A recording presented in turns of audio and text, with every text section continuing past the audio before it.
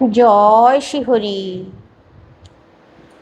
হে কৃষ্ণ করুণা সিন্ধু দীনবন্ধু জগৎপতে গোপেশ গোপিকাকান্ত রাধাকান্ত নমঃস্তুতে। দুটি তুলসী পাতা শ্রীহরির চরণে দিয়ে দিন। পূর্ণিমার দিন কৃপা লাভ করবেন। আজকের বিষয় খুবই সুন্দর, গুরুত্বপূর্ণ বিষয়। প্রথম থেকে শেষ পর্যন্ত সঙ্গে থাকুন। একটা লাইক অবশ্যই করে দিন। জ্যৈষ্ঠ মাস, মল মাস, মল পূর্ণিমা, 15ই জ্যৈষ্ঠ শনিবার দিবা 11টা 21 মিনিটে পূর্ণিমা তিথি শুরু হচ্ছে। পরের দিন 16ই জ্যৈষ্ঠ রবিবার দিবা 1টা 12 মিনিটে পূর্ণিমা তিথি শেষ হচ্ছে। আপনারা পূর্ণিমা যে উপবাসটা সেটা রবিবার দিন করবেন। আর রবিবার দিনই খুব সকাল সকাল ঘুম থেকে উঠে সমস্ত গৃহের কাজকর্ম সেরে তুলসী পাতা শুক্রবার দিন নিয়ে রাখবেন। ওই তুলসী পাতাই সুন্দর যত্ন করে রেখে দেবেন। আর রবিবার সকাল সকাল শ্রীহরির চরণে দুটি তুলসী পাতা চন্দন মাখিয়ে দিয়ে দিন, জয় শ্রীহরি নারায়ণ বলে। দেখবেন আপনার জীবন থেকে সমস্ত ব্যথা বেদনা দূরে চলে যাবে, জীবন আনন্দময় হয়ে উঠবে। তো আপনাদেরকে বলি, মল মাস, অনেকেই জানেন না যে মল মাস কেন বলা হয়। এই মল মাসকে অধিক মাস বলা হয়, আবার পুরুষোত্তম মাসও তো বলা হয়। অধিক মাস, সূর্য মানে সৌর মাস আর চন্দ্র মাস আপনারা সকলেই জানেন। চন্দ্র মাস অমাবস্যার পরের দিন থেকে শুরু হয়। যেই মাসে সংক্রান্তি আসে না, মানে সূর্যদেব রাশি পরিবর্তন করে না, সেই মাসেই একই মাসে দুবার অমাবস্যা হয়। সেই মাসটাকেই অধিক মাস, মানে সূর্য যেহেতু রাশি পরিবর্তন করে না, তাই গণনার ক্ষেত্রে সুবিধার জন্য একটি মাস যোগ করা হয়, তাই জন্যই এটা অধিক মাস। যেমন ধরুন মকর সংক্রান্তি, কর্কট সংক্রান্তি, আমি উদাহরণ দিচ্ছি। এইরকম সংক্রান্তি হয় না, বৃষ সংক্রান্তি, এরকম সংক্রান্তি সেই মাসে হবে না। চন্দ্র মাস কিন্তু দুটি অমাবস্যা হবে। সহজভাবে বলে দিলাম, সেই মাসটাই হচ্ছে মল মাস আর অধিক মাস। এই মল মাসের খুব দুঃখ বেদনা ছিল, তাই ভগবান শ্রীহরির কাছে মিনতি জানিয়েছিল। তখন ভগবান শ্রীহরি মানে এই মাসটাকে গ্রহণ করেছিলেন। তাই এই মাসটা হচ্ছে পুরুষোত্তম মাস। পুরুষোত্তম মানে হচ্ছে পুরুষ শ্রেষ্ঠ। এই মাস হচ্ছে ভগবান শ্রীহরি ভগবানের মাস, শ্রেষ্ঠ মাস। তাই ভগবানের নাম জপ করা, ভগবানের নামে কিছু দান করা অত্যন্ত শুভ এই মাসে।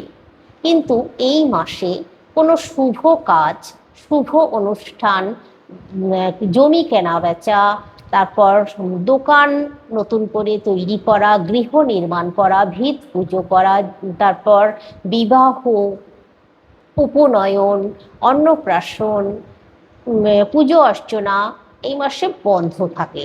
কিন্তু ভগবান শ্রীহরির নারায়ণের সেবা এই মাসে করতেই হয়, বাদ দিলে চলে না। যাদের বাড়িতে প্রতি মাসে সত্যনারায়ণের সিন্নি দেওয়া হয়, তারা কিন্তু এই মাসে বাদ দেবেন না যেন। এই মাসে আরো ভালো করে সত্যনারায়ণের সিন্নি দেবেন, পুজো করবেন, আর ঠাকুরের সামনে বসে জপ করবেন। আর ওই যে বললাম তুলসী পাতা, বাড়ির প্রত্যেক সদস্য যদি দুটি করে তুলসী পাতা চন্দন মাখিয়ে শ্রীহরির চরণে দিতে পারেন, বাড়ির প্রত্যেক সদস্যরই উন্নতি হবে। প্রত্যেক সদস্যের মনে আনন্দ থাকবে, মন শান্ত থাকবে। আমি আপনাদেরকে বললাম, করে আপনারা দেখুন, শুধু কিছুই না, 2টি করে তুলসী পাতা। এবার আপনাদেরকে যেটা বলবো, এই পূর্ণিমার দিন, পূর্ণিমার দিন আপনারা যারা নতুন করে সত্যনারায়ণের সিন্নি তুলবেন ভাবছেন, তারা এই মাসে তুলবেন না, তারা অন্য মাসের জন্য অপেক্ষা করুন। যারা হয়তো মাঝে মধ্যে দেন, তাদেরকেও বলছি তারাও এই মাসে দেবেন না। কিন্তু যারা নিত্য সেবা যাদের বাড়িতে হয়, নিত্য মানে প্রতি মাসে কোনো দিন বাদ পড়ে না, তারা কিন্তু যেন বাদ দেবেন না ভুলেও, ভীষণ অমঙ্গল চলে আসবে। তো যাই বা হোক, যেটা বলছি আপনাদেরকে, এই পূর্ণিমার দিন, এই মল মাসের পূর্ণিমার দিন প্রথমেই বলি যেটা, আপনারা কোন জিনিস দান করবেন আর কোনটি দান করবেন না। দান করবেন আপনারা এই পূর্ণিমা তিথিতে জল, ছাতা, এরকম ধরনের জিনিস দান করতে পারেন। আবার মন্দিরে গিয়ে আপনারা ব্রাহ্মণকেও কিছু দান করে আসতে পারেন। মন্দিরে আপনারা গিয়ে মন্দিরের প্রয়োজনে লাগবে সেরকম কোনো জিনিস দান করে আসতে পারেন। তারপর আপনারা কোনো খাদ্য, ভাতের চাল ছাড়া আপনারা যে কোনো খাদ্যবস্তু দান করতে পারেন। শুভ, যত মানে কম পয়সার হলেও আপনারা দান করুন, খুব শুভ ফল পাওয়া যায়। আর জীবন থেকে সমস্ত অশুভ প্রভাবগুলো কেটে যায়। এই মল মাসে এই জিনিসগুলো দান করলে খুব শুভ। বিশেষ করে যদি আপনারা জল আর ছাতা দান করতে পারেন, তাহলে জানবেন আপনার মাথার ছাতা মানে ভগবান শ্রীহরি নারায়ণ নিজেই আপনার মাথায় সবসময় ছাতা ধরে থাকবেন। আপনার কোনোদিনও অর্থের অভাব তো হবেই না, আপনি বরং অনেক বেশি উঁচু স্থানে পৌঁছতে পারবেন। সব সময় উনি আপনার মাথায় ছাতা ধরে থাকবেন। আর জল দান করা, জলের বোতল আপনারা দান করতে পারেন। এখন তো আজকাল তো জলের বোতল পাওয়াই যায়, কোনো অসুবিধা নেই। বা আপনারা যদি এই পূর্ণিমার দিন মানে যদি রাস্তায় কাউকে জল বাতাসা খাওয়াতে পারেন, খুব ভালো। একটা জায়গায় হয়তো আপনারা দাঁড়ালেন কোনো গাছের নিচে, সেরকমও আপনারা যদি আপনাদের মনে হয় আপনারা করতে পারেন এই কাজ। জল দান করা এই দিন খুব শুভ। জল, মিষ্টি আপনারা বাতাসা দিতে পারেন, বা অন্য কোনো মিষ্টি আপনাদের সাধ্য মতো আপনারা করতে পারেন। এর থেকে শ্রেষ্ঠ দান কিন্তু আর হয় না। জল, মিষ্টি দান করা, কাউকে খাওয়ানো, এর থেকে শ্রেষ্ঠ দান আর হয় না। এটা এতটাই ভালো যে আপনার জীবনকে সম্পূর্ণ মানে বাধামুক্ত করে আপনার জীবনকে অগ্রগতির পথে চালিয়ে নিয়ে যেতে খুব সাহায্য করে। তো যেটা বলি আপনাদেরকে, এই জিনিস তো দান করুন। এবার যেগুলো দান করবেন না সেটা বলে দিই। যেমন ধরুন চাল কিন্তু এই দিন দান করবেন না কাউকে, সে দিনের বেলায় হোক বা রাত্রের বেলায় হোক, কখনোই কিন্তু চাল দান করবেন না। আর যদি কারোর কাছ থেকে আপনি টাকা পয়সা ধার নিয়েছেন, আপনি এই দিন ধার মেটাবেন না, অন্য দিন ধার দিন।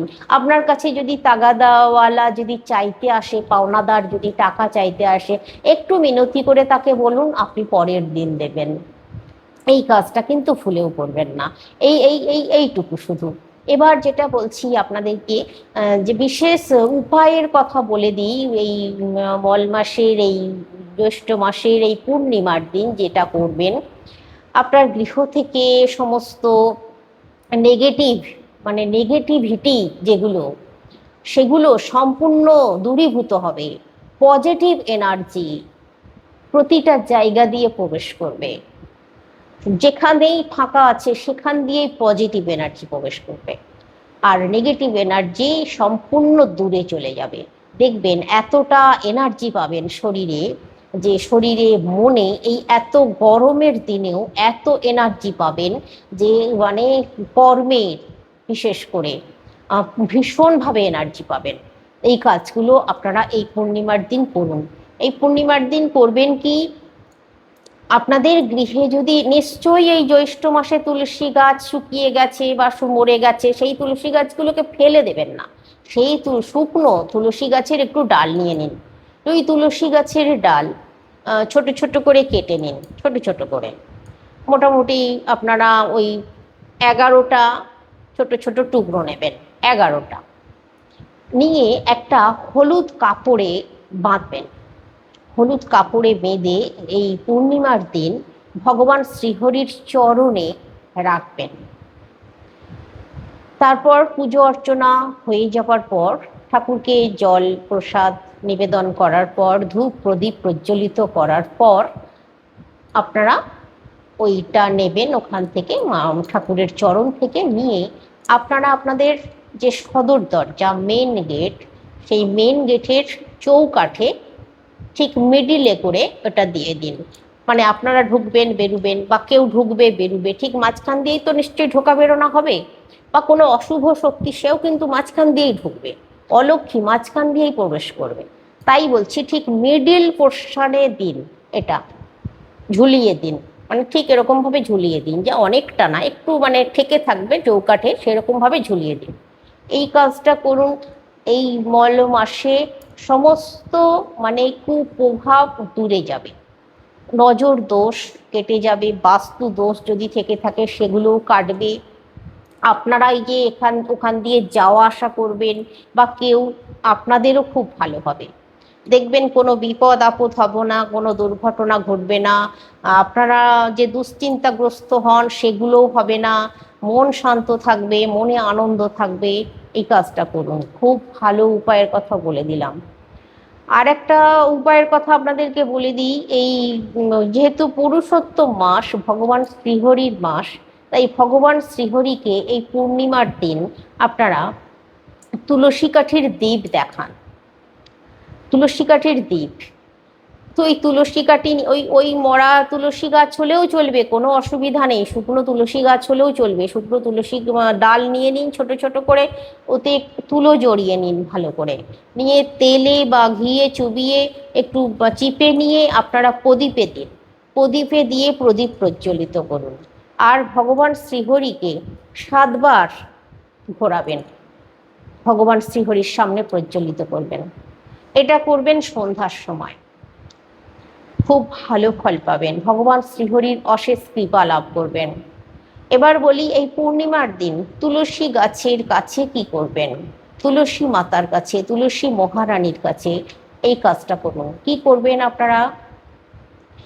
তুলসী মহারানীর সামনে অবশ্যই একটি ঘিয়ের প্রদীপ প্রজ্বলিত করতে হবে, ঘিয়ের প্রদীপ প্রজ্বলিত করতে হবে।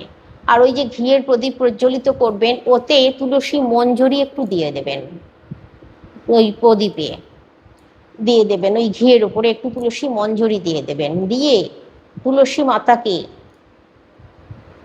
মানে দেখাবেন 7বার কি 9বার কি 3বার, তারপর প্রজ্বলিত করে দিলেন। এরপর তুলসী মহারানীকে আপনারা 9বার প্রদক্ষিণ করুন, 9বার। আমি 9বার কেন প্রদক্ষিণ করতে বলছি সেটা আপনাদেরকে বলে দিই। অবশ্যই কিন্তু 9বার প্রদক্ষিণ করবেন। এই কাজটা আপনারা সকালেও করতে পারেন, সন্ধ্যার সময়তেও করতে পারেন, পূর্ণিমার দিনে। তবে সন্ধ্যার সময় আপনারা করতে পারেন, কোনো অসুবিধা নেই। আপনারা হয়তো বলবেন যে পূর্ণিমা ছেড়ে যাচ্ছে, না, উদয় তিথি অনুসারে সারাদিনই পূর্ণিমা। তো আপনারা 9বার প্রদক্ষিণ করবেন কেন? আপনাদের জীবন থেকে যে নেতিবাচকতা সেগুলো সম্পূর্ণ দূরে যাবে।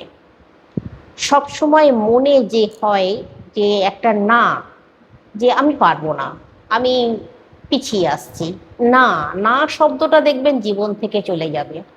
সবটাই সব সময় হ্যাঁ, সবটাই ভালো, সবটাই ভালো মনে হবে, কোনোটাই খারাপ মনে হবে না।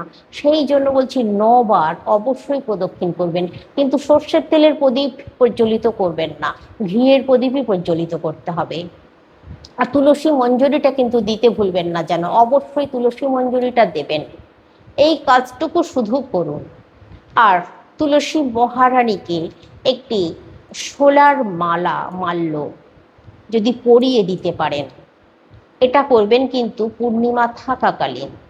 বা একটি লাল চেলি কাপড় বা গোলাপি রঙের চেলি কাপড় বা উড়ুনি নিয়ে এসে যদি তুলসী মহারানীকে একটু জড়িয়ে দিতে পারেন, বা ওগুলো যদি নাও সংগ্রহ করতে পারেন, একটি শোলার মালা গোলাপি রঙের দশকর্মা দোকান থেকে নিয়ে আসবেন, 2 টাকা কি 3 টাকা দাম। শোলার মালা সুন্দর করে তুলসী মহারানীর মানে মস্তকে যেখানে সে দিয়ে দিন, পরিয়ে দিন। তারপর যদি এই কাজটা করেন, একটি ঘিয়ের প্রদীপ প্রজ্বলিত করেন তুলসী মঞ্জরি দিয়ে, আর নবার প্রদক্ষিণ করেন, আপনার জীবন সম্পূর্ণভাবে পাল্টে যাবে। আমার কথা মিলিয়ে নেবেন, ভগবান শ্রীহরির এত কৃপা পাবেন, আপনার জীবন ধন্য হয়ে যাবে। আপনার উন্নতিতে কোনো বাধা আসবে না। এই মল মাসে মল পূর্ণিমায় আপনারা এই কাজটা অবশ্যই করুন। আজকে রাখছি, সকলে ভালো থাকুন, সুস্থ থাকুন।